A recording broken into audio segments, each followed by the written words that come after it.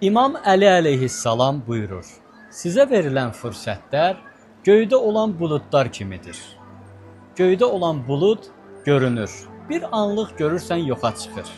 Bizim ömrümüz də belədir. Əzizlər, bizə verilən ömrü qaytarmaq mümkün deyil.